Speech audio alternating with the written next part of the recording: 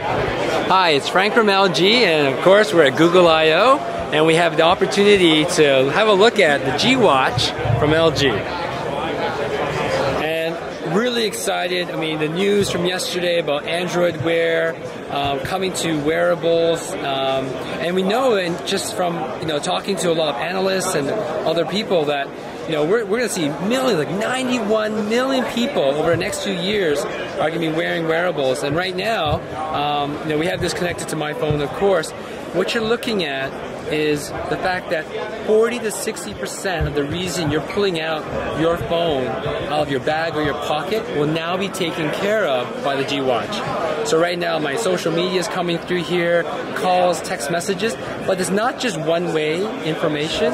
I could also initiate. So by a simple twist of the wrist, I can say, okay Google, text message Avery Weiner.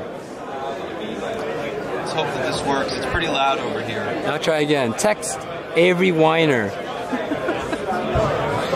I'll do that again. Hold on a second. And so that gives you a list of all the various functions that you can perform as well. Correct. So jump into the menu system here. Okay Google, text Avery Weiner. Hey, how are ya?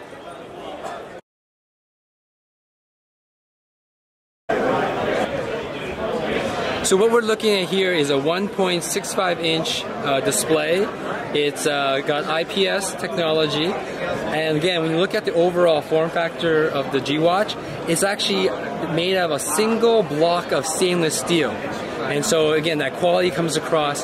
When we worked with our designers, it was important that the overall industrial design will be appealing both to men and women, and even the fact that the size, we worked with two different institutes to make sure that the basic motions of the wrist and the hands are not being there's no issues with rotation and movement because of the basic movements. And again, right now, to our knowledge, this has the largest capacity battery at 400 milliamps. Standby is coming in at 36 hours. So again, it's more than just a timepiece, but again, it's going to need to have that durability and endurance. Of course, on this very small form factor, having 400 milliamps does sound a little light, but again, this is the new format for us.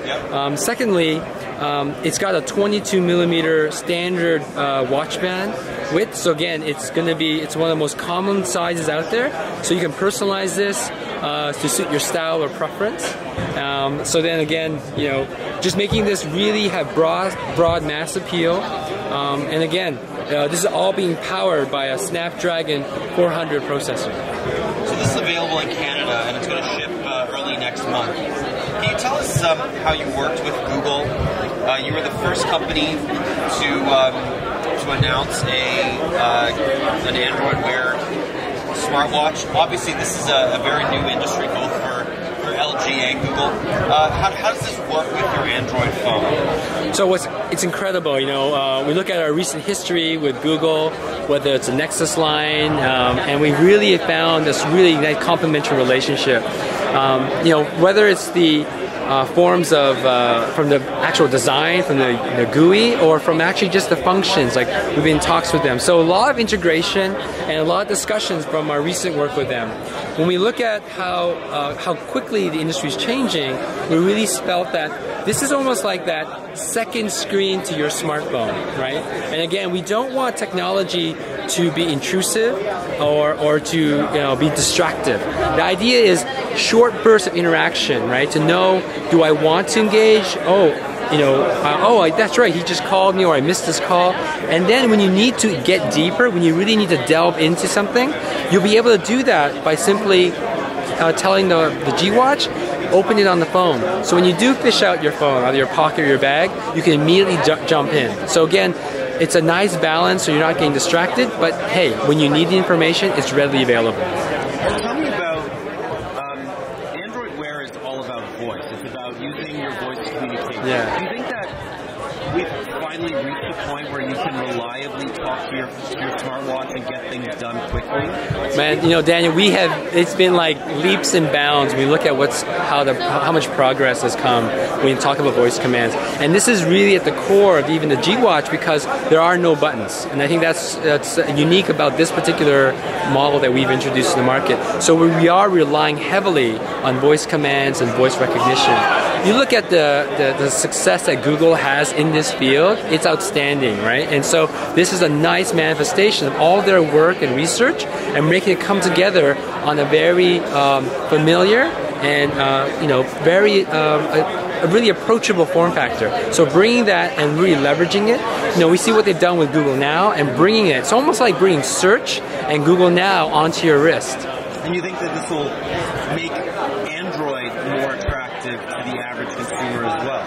Absolutely, because we just need to look just recent history. Google has really worked on the vernacular form of language, right? And all the different languages around the world, being close to the everyday speak and how we formulate our sentences in forms of verbal communication.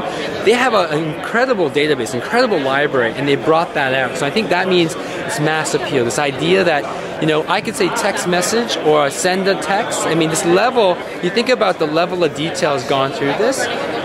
So you're not fixed on learning a set of commands, right? If text message is only prompted by saying send text, it is just like natural, everyday conversational language. So this will come in a couple of colors. This is the white version. Correct. This is the white gold. It has a little champagne gold accent. There is a black Titan, pure jet black. And again, being able to swap out the strap gives you that ability to dress this up further, or you can be more playful with it. All right. Well, we've just taken a quick look at the LG G Watch coming early July in Canada for $249. Thank you so much, Frank. This has been great. My pleasure.